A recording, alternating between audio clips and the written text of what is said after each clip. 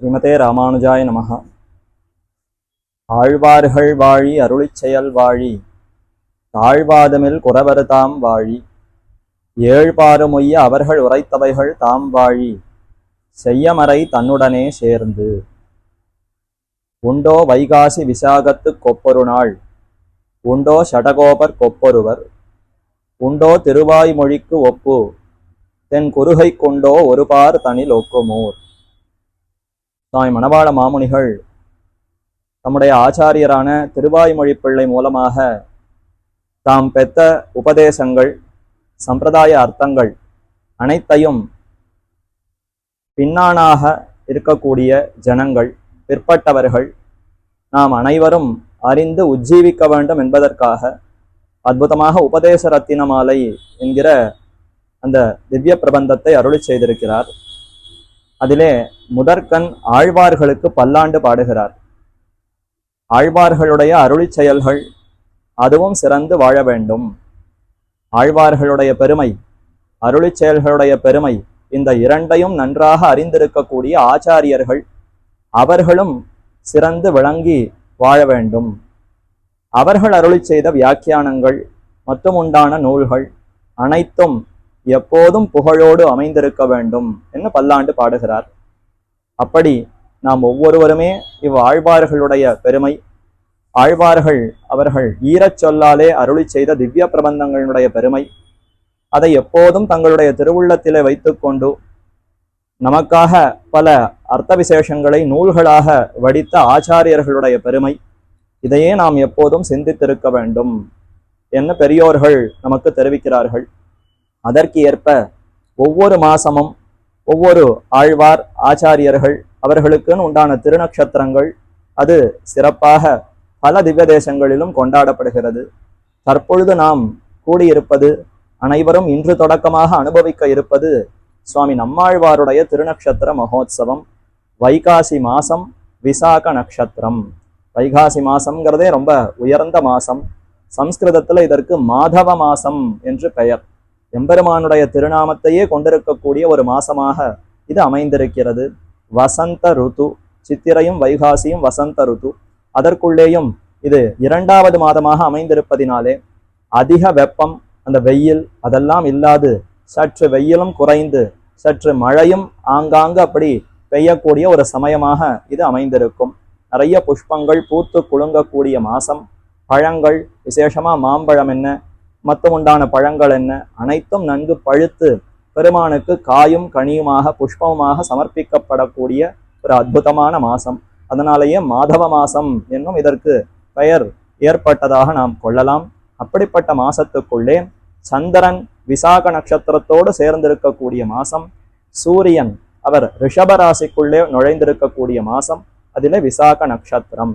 இந்த நட்சத்திரத்துக்கு ஒப்பு மற்றொரு நட்சத்திரம் இல்லைன்னு தெரிவிக்கிறார். இதே போல ரெண்டு ஆழ்வாருக்கு தெரிவித்தார். ஒன்னும் சுவாமி நம்மாழ்வார், மற்றொன்னும் திருப்பல்லாண்டை அருளி செய்திருக்கக்கூடிய பெரியாழ்வார்.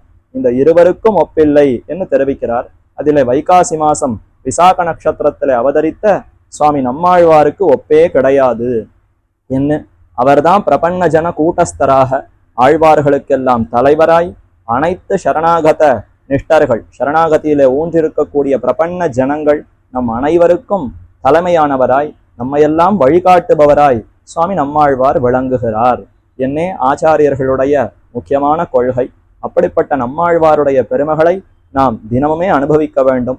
கடைசி பட்சம் இந்த திருநக்ஷத்திர மகோத்சவத்தை உத்தேசித்தாவது ஒரு 10 தினங்கள் ஆழ்வாருடைய அந்த பெருமைகளை எப்போதும் மனதிலே கொண்டிருக்க வேண்டும் என்பதற்காக ஒரு சிறு முயற்சி. இன்று தொடக்கமாய் நம்மாழ்வாருடைய பெருமைகளை சிறிது சிறிதாக அனுபவிக்கலாம். நம்மாழ்வாரை அவயவி என்று கொண்டாடுகிறோம். மற்றைய ஆழ்வார்களை அவயவங்கள் என்று கொண்டாடுகிறோம். அவயவங்கள் என்றால் உடல் உறுப்புகள், உடலுக்குள்ளே அமைந்திருக்கக்கூடிய பல அங்கங்கள், இதெல்லாம் தான் அவயவங்கள். கண், காது, மூக்கு, கைகள், கால்கள், இடுப்பு, வயறு, தொடை, இதெல்லாம் அவயவங்கள். இந்த அவயவங்கள் எல்லாம் ஒன்றாக சேர்ந்தால் ஒரு உடல், அதனுடைய கூட்டம் தான் உடல். அதைத்தான் அவயவி என்று சொல்லுகிறார்கள் வடமொழியிலே. இப்ப நம்மாழ்வார் என்பவர் யாருன்னா மற்றைய ஆழ்வார்களுடைய ஒரு கூட்டாகவே அவர் அமைந்திருக்கிறார் என்று கொள்ளலாம். ஒவ்வொரு ஆழ்வாரையும் தனக்கு அங்கங்களாக கொண்டு நம்மாழ்வார் விளங்குகிறார் என்று ஒரு அர்த்தம். அல்லது நம்மாழ்வார் அருளி செய்திருக்கக்கூடிய திவ்ய பிரபந்தங்கள் 4 வேதங்களுக்கு சமமாக 4 திவ்ய பிரபந்தங்களா, அதிலே அமைந்திருக்கக்கூடிய அர்த்தங்கள் அனைத்தும் மற்ற திவ்ய பிரபந்தங்கள் அனைத்திலும் உண்டு. மற்ற திவ்ய பிரபந்தங்கள்ல என்னென்ன அர்த்தங்கள் உண்டோ அது அனைத்தும் இந்த 4 திவ்ய பிரபந்தங்களுக்குள்ளே உண்டு என்று இப்படி ஒரு ஒற்றுமை. மற்ற ஆழ்வார்களுடைய அருளி செயல்கள் அதில் இருக்கக்கூடிய முக்கியமான சாராம்சம் என்னமோ அது அனைத்தும் நம்மாழ்வாருடைய திவ்ய பிரபந்தத்துல உண்டு. தலைவரான இவர் அருளி செய்த அர்த்தங்களையே தான் மத்துமுண்டான ஆழ்வார்கள் ஆங்காங்கு ஒவ்வொரு அம்சத்தை விளக்கி கூறுகிறார்கள் என்றும் இப்படி ஒரு தொடர்பு கொள்ளலாம். ஆக இப்படி பார்த்தால் ஆழ்வார்தான் தலைவர், மத்தையோர்கள் எல்லாம் அவயவங்கள். அதே மாதிரி 4000 திவ்ய பிரபந்தத்தை 10 ஆழ்வார்கள் அருள் செய்திருந்தாலும் அனைத்தையும் சேர்த்து நாதமுனிகளுக்கு வெளியிட்டவர்னு பார்த்தால் அது சுவாமி நம்மாழ்வார் தானே. எதோ காலத்தில் ஆழ்வார்கள் பிறந்தார்கள், அவதரித்து திவ்ய பிரபந்தங்களை அருளி செய்தார்கள். ஆனாலும் அது அத்தனையும் மறைந்து போன சமயத்திலே ஒரே ஒருவராய் நம்மாழ்வார் அவர் மட்டும்தானே நாதமுனிகளுக்கு அனைத்து திவ்ய பிரபந்தத்தையும் தம்முடைய திருவாயாலே உபதேசித்தார். ஆகவே அவர் தலைவர், மத்தையோர்கள் எல்லாரும் அவருக்கு அவயவபூதர்கள். இப்படி ஒரு தொடர்பு பார்க்கிறோமா? அப்போ ஒவ்வொரு ஆழ்வாரையும் அவருக்கு அங்கங்கள்னு பெரியோர்கள் தெரிவிக்கிறார்கள். இதை அடிப்படையாக கொண்டு ஒரு ஸ்லோகம் அமைந்திருக்கிறது. அந்த ஸ்லோகத்தை விண்ணப்பிக்கிறேன். அதை அடிப்படையாக கொண்டுதான் பராசர பட்டர் சுவாமி கூரத்தாழ்வானுடைய திருக்குமாரர் அவர் ஒரு தனியன் அருளி செய்திருக்கிறார். பொது தனியன்கள்னு ஒவ்வொரு திவ்ய பிரபந்தம் தொடங்கும் பொழுதும் சேவிக்கிறோம். அதற்குள்ளேயே ஒரு ஸ்லோகம் பலரும் கேள்விப்பட்டிருக்கலாம், அனைவருக்கும் தெரிந்திருக்கலாம். பூதம் சரஸ்ய மகதாஹ்வய பட்டநாத ஸ்ரீ பக்திசார குலசேகர யோகிவாகான் பக்தாங்கிரேணு பரகால யதீந்திர மிஸ்ரான் ஸ்ரீமத் பராங்குசமுனிம் பிரணதோஸ்மி நித்யம் என்று பராங்குசமுனியான நம்மாழ்வாரை தினம்தோறும் வணங்குகிறேன் என்று தெரிவித்தார். அவருக்கு முன்னாடி ஒரு வரிசையில ஆழ்வார்களை தெரிவித்திருக்கிறாரா? அந்த வரிசை ஏன் அப்படி அமைந்திருக்கிறதுன்னா அது அவயவ பிரபாவம்னு ஒரு ஸ்லோகம் இருக்கு. சுவாமி நம்மாழ்வாருடைய அவயவ பிரபாவம், ஷடகோப அவயவ பிரபாவம்னு ஒரு ஸ்லோகம். அதை அடிப்படையாக கொண்டுதான் பராசர பட்டர் இப்படி தெரிவித்தார்னு பெரியோர்கள் தெரிவிக்கிறார்கள். சரி, அந்த அவயவ பிரபாவ ஸ்லோகம் என்ன? அதைத்தான் அழகா பெரியோர்கள் தெரிவிக்கிறார்கள். ஷடகோப அவயவ பிரபாவம் என்ன ஒரு ஸ்லோகம் அமைந்திருக்கிறது. பூதம் ஷிரோ ஹ்ரத மகாஹ்வயம் அக்ஷியுக்மம் பட்டாரியமாஸ்யம் அத பார்கவம் அஸ்ய கண்டம் பாஹூ வதந்தி குலசேகர யோகிவாஹௌ தோர் மத்திய நாபி சரணான் இதரான் ஷட்டாரேஹே. ஷட்டாரி, ஷட்டம்ங்கிற ஒரு வாயு, அதுதான் நம்மை வழி மாறும்படி செய்கிறது. எம்பெருமானை குறித்தே சிறந்த ஞானத்தோடு பக்தியோடு தான் ஜீவாத்மா இருக்கிறது. ஆனால் ஷட்டம்ங்கிற வாயு அத்தை மூடிக்கொண்டால் பெருமானை பத்தின ஞானம் எல்லாம் மழுங்கி அது ஒன்றுமே இல்லாமல் வெறும் உடலுக்கு உண்டான சுகம், அதற்கு இருக்கக்கூடிய நன்மைகள் என்னன்னு அதிலேயே சிந்தனை போகுமா போலே இந்த ஷட்டம்ங்கிற வாயு தான் நம்மை மூடிக்கொண்டு அறிவின்மையில நம்ம கொண்டு போய் புகுத்துகிறது. அறிவு பக்கம் அழைத்து கொண்டு போகாமல் அறிவின்மை. இது அறிவின்மையான்னா உலக விஷயத்தை பத்தின அறிவெல்லாமே அறிவின்மை தான். பெருமானை பத்தின அறிவு தான் ஞானம், அதுதான் வித்யான்னு பெயர் பெறும். ஆக அந்த ஷட்டம்ங்கிற வாயுவை கோபித்து விரட்டி தள்ளினார் ஷட்டாரியாகிற நம்மாழ்வார். அவருக்கு அவயவங்கள் தான் மற்ற ஆழ்வார்களாம். அப்படி தெரிவிக்கும் பொழுது பூதம் ஷிரஹா என்று தெரிவித்தார். ஆழ்வார்களுக்குள்ளே முதலாக அவதரித்தவர் பொய்கை ஆழ்வார்.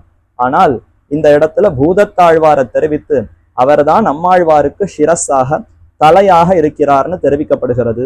என்ன காரணம்னா அவர் தானே ஞானத்தை பத்தி தெரிவித்தார். அன்பே தகழியா ஆர்வமே நெய்யாக இன்பொருக சிந்த இடிதிரியா நண்புருகி ஞானச்சுடர் விளக்கேத்தினேன் நாரணர்க்கு ஞானத்தமிழ் புரிந்த நான் என்ன நாராயணாகிற எம்பெருமானுக்கு ஞானத்தமிழை அருளி செய்திருக்கிறேன். அந்த ஞானம் எப்படி ஏற்படும்? அன்பே தகழியா ஆர்வமே நெய்யாக இன்பொருகு சிந்தை இடுதிரியா. முதல்ல பெருமான்னு கேட்ட உடனே ஒரு அன்பு ஏற்படணும். அவர்தான் நமக்கு சுவாமி, பெத்த தாய் அவர்தான், அத்தனாகி அன்னையாகி ஆளும் எம்பீரானுமாக எம்பெருமான் இருக்கிறார். எத்தனையோ ஜென்ம ஜென்மமாக நமக்கு வாய்ப்பு கொடுத்து நாம் திருத்த வேணும்னு பார்க்கக்கூடிய பெற்ற தாயாக வளர்த்த தந்தையாக உற்ற ஆச்சாரியராக அவர் இருக்கிறாருங்கிற அந்த அன்பு மனசுல நமக்கு ஏற்பட வேண்டும். அது ஏற்பட்ட உடனே தான் ஆர்வம் வரும். அன்பினுடைய அடுத்த நிலை இப்ப ஏற்பட்ட எம்பெருமான இன்னும் தெரிந்து கொள்ளணுமே, எனக்காக அவர் என்னென்னமோ செய்திருக்கிறாராமே, அது என்னன்னு ஒரு துடிப்போடு ஆர்வத்தோடு அதை கேட்க வேண்டும்ங்கிற ஒரு துடிப்பு அது வளருகிறதா? அதுதான் அன்பினுடைய மிகுதி. ஆர்வமே நெய்யாக இன்புருகு சிந்தை, அது இன்னும் கனிந்து ஆனந்த வெள்ளமாக மாறணும். அன்பு அது ஆர்வமாகி கேட்ட உடனே மகிழ்ச்சி பொங்கி பெருத்த ஆனந்தம். எத்தனையோ சொத்து கிடைச்சதுன்னா எவ்வளவு ஆனந்தம் ஏற்படுமோ, நம்ம ரொம்ப நாளா எதிர்பார்த்து கொண்டிருந்த ஒரு உலக விஷயம் நடைபெற்றால் எவ்வளவு ஆனந்தம் ஏற்படுமோ, அதெல்லாம் ஒன்றுமே இல்லை. அதை விட எம்பெருமானை பத்தி அறிய அறிய அந்த ஆனந்தம்ங்கிறது தலைமண்டையிட்டு அப்படி வெள்ளமாக பிரவாகிக்குமா. அப்படிப்பட்ட ஆனந்தம் அது எதனால ஏற்படுகிறது? ஞானத்தமிழ். எம்பெருமானை பத்தின அந்த ஞானத்தினாலேயே அன்பு ஆர்வம் இன்புருகு சிந்த இடுதிரின்னு இது இத்தனையும் வளர வளர ஞானமும் பிரகாசிக்கிறது.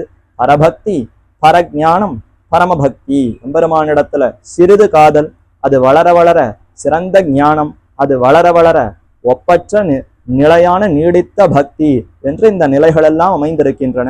அதுல பரஜானம்ங்கிற அந்த நிலையில்தான் இந்த பூதத்தாழ்வார் திகழ்கிறார். அப்ப ஞானத்தை பத்தி உபதேசித்தாரா? தம்முடைய 2ஆம் திருவந்தாதி முழுக்க ஞானத்தை பத்தியே பேசியிருக்கிறார். என்ஷான் உடலுக்கு தலையே பிரதானம்னு ஒரு வச்சனம் தெரிவிப்பது உண்டு. தலைதான் நாம முதல்ல பார்க்கும்போதே ஒரு மனிதனை எப்படி அடையாளம் கண்டுகொள்கிறோம்னா அவனுடைய தலையை வைத்துத்தானே பார்க்கிறோம். முகம் அதற்கு மேல இருக்கக்கூடிய தலை. அந்த தலையில தான் மூளை இருக்கா, அதுல இருந்துதான் அறிவு வெளிப்படுகிறதுன்னு சொல்லுகிறோம். அது விஞ்ஞானத்துல தெரிவிக்கிறார்கள். ஆனா ஆத்மாவுக்குத்தான் அறிவு உண்டு. ஆத்மாவினுடைய அறிவு உடலுக்கு எப்படி வெளிப்படுகிறதுன்னா அது மூளை வழியாக வெளிப்படுகிறது. மூளையிலிருந்து எத்தனையோ நரம்புகள் எத்தனையோ நாடிகள் பல இடங்களுக்கும் போகிறது. நல்லா விஞ்ஞானத்துல தெரிவிக்கிறார். அதற்கே எப்படி ஞானம் வந்ததுன்னா அது ஆத்மாவினுடைய ஞானம் அது மூலமாக வெளிப்படுகிறதுன்னு கொள்ளணும். அப்ப தலை மூலமாக ஞானம் வெளிப்படுகிறது. சுவாமி நம்மாழ்வாருடைய திருமுடி அவருடைய திருத்தலை சிரஸாகவே இந்த பூதத்தாழ்வார் இருந்து ஞானத்தை பத்தி அற்புதமாக தாமும் தெரிந்து கொண்டு அடுத்தவர்களுக்கும் உபதேசித்ததினாலே நம்மாழ்வாருடைய சிரஸாகவே பூதத்தாழ்வார் கொண்டாடப்படுகிறார்னு நாம் கொள்ளலாம். நம்மாழ்வாரும் ஞானத்தை தெரிவித்தாரே. மயர்வர மதிநலம் அருளினன் எவனவன்னு தொடங்கும் பொழுதே இது வெறும் வரட்டு ஞானம் இல்லை, பக்தியாகிற ஞானம்னு சொன்னாரா? எனக்கு எம்பெருமா ஞானத்தை கொடுத்தார். எப்பேற்பட்ட ஞானம்னா அது அன்பு அந்த காதல் அத்தோடு சேர்ந்து இருக்கக்கூடிய ஞானம். ஞானம் கனிந்த நலத்தை தான் எனக்கு கொடுத்தார்னு தொடக்கத்திலேயே தெரிவித்தார். அதற்கு மேல காதல் கடல் புறைய விளைவித்த என்று இந்த ஞானம் மேல மேல வளர்ந்தது. எம்பெருமான் தன்னுடைய திருமேனியை காட்டி எனக்கு அப்படி வளர்த்தார்னு பல பாசுரங்களையும் தெரிவித்தாரா? ஆக இந்த ஞானம் அன்பு காதல் இதெல்லாம் ஆழ்வாருக்கு வளர்ந்ததுன்னா அது பூதத்தாழ்வார் 2ஆம் திருவந்தாதில் அருளி செய்தபடி அவரே இவருக்கு சிரஸாக இருந்து அதனாலேயே திருவாய்மொழி முதலான பாசுரங்கள்லையும் இந்த ஞானம் வெளிப்பட்டதுன்னு கொள்ளலாம். இப்படி ஒரு ஒற்றுமை இருப்பதினாலே நம்மாழ்வாருடைய சிரசு பூதத்தாழ்வார். பூதத்தாழ்வாரையே சிரஸாக கொண்டிருக்கக்கூடிய நம்மாழ்வாருடைய திருவடிகளை பணிந்து நாமும் ஞான பக்திகளை பெற்று ஆழ்வாருக்கு கைங்கரியங்களை புரிவோம் என்று பிரார்த்தித்து கொண்டு அமைகிறேன். ஆழ்வார் திருவடிகளே சரணம். எம்பெருமானார் திருவடிகளே சரணம். ஜீயர் திருவடிகளே சரணம்.